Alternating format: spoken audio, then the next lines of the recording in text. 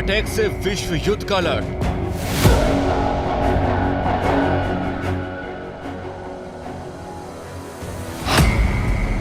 युद्ध में ईरान आएगा, विश्व युद्ध कराएगा।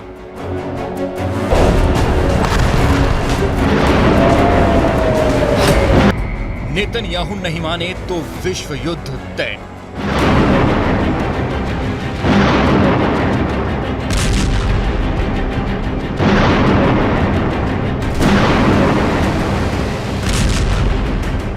गाजा के अस्पताल में बम बरस रहे हैं।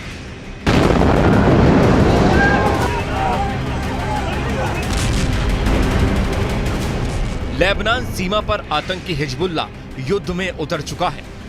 Jordan, Lebanon, Syria, Iran, Turkey कभी भी फिलिस्तीन इजरायल युद्ध में उतरने का ऐलान कर सकता है। इस वक्त पश्चिम एशिया में आग लगी हुई है। अलग अलग देशों में हजारों लोग फिलिस्तीन के समर्थन में सड़क पर हैं।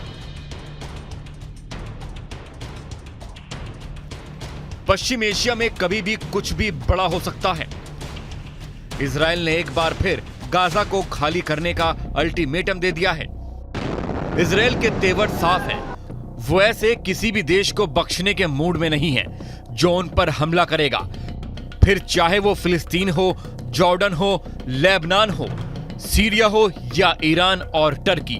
किसी ने भी अगर इजरायल पर हमला किया तो इजरायल पलटवार करने में देरी नहीं करेगा।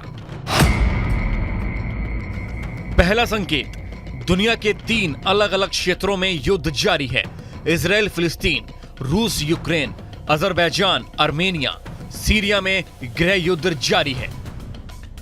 दूसरा संकेत, छोटे छोटे युद्ध में महाशक्तियों की एंट्री होने लगी है। इजरायल फिलिस्तीनी युद्ध में अमेरिका, जर्मनी, रूस, चीन, ईरान जैसे देश अपने अपने समर्थक देशों का पक्ष लेने लगे हैं। तीसरा संकेत है, दुनिया के कई देशों में आर्थिक मंदी का दौर चल रहा है।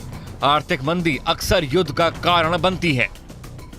और चौथा संकेत, युद्ध के अलावा कुछ देश ऐसे हैं जो कभी भी युद्ध में उतर सकते हैं।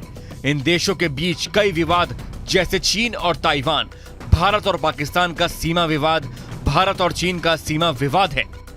पांचवा संकेत, अंतर्राष्ट्रीय आतंकवाद एक नए स्तर पर पहुंच गया है। स्थानीय आतंकी संगठन अब अंतर्राष्ट्रीय स्तर पर काम कर रहे हैं।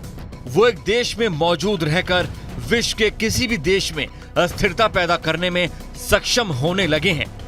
यही नहीं, इन आतंकवादी संगठनों की कट्टर विचारधारा के समर्थक भी तेजी से बढ़े हैं। हमास इसका बड़ा उदाहरण है, जिसे उसके समर्थक फ्रीडम फाइटर बताते हैं।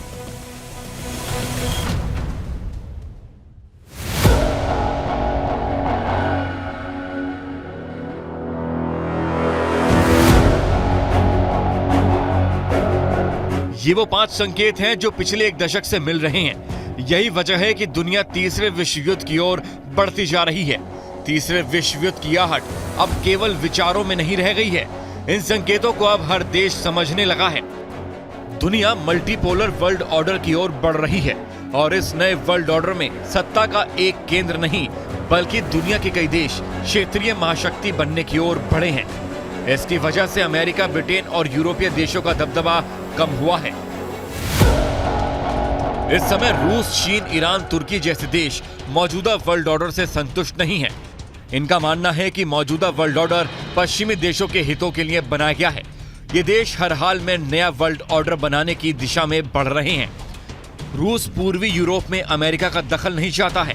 चीन ताइवान और दक्षिणी चीन सागर में अमेरिका का दखल नहीं चाहता है। वहीं तुर्की एक बार फिर से ओस्मानिया सल्तनत का विस्तार चाहता है। इजरायल के साथ इस वक्त 2 देश खड़े हैं, जिसमें पहला है अमेरिका। अमेरिका ने भूमध्य सागर में अपने 2 वॉरशिप को भी उतार दिया है। इन पर अमेरिकी फाइटर जेट्स भी तैनात हैं। अमेरिका ने इजरायल की मदद के तौर पर ये वॉरशिप उतारे हैं। यही नहीं, अमेरिका ने ईरान और दूसरे देशों को इस युद्ध में न आने की अपील की है। हालांकि वो इजरायल से भी गाजा पट्टी पर कब्जा न करने के लिए कह रहा है। ईरान की धमकी के बाद अमेरिका ज्यादा सतर्क हो गया है।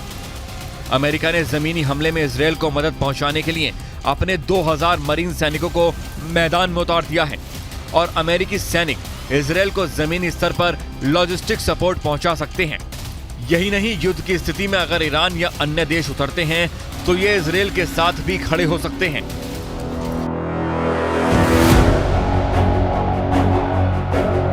ईरान के सुप्रीम लीडर अली खामनेई ने अपने एक बयान में कहा है कि अगर इजराइल गाजा में सेना भेजता है तो मुस्लिम देशों को उन पर हमले से कोई रोक नहीं सकता।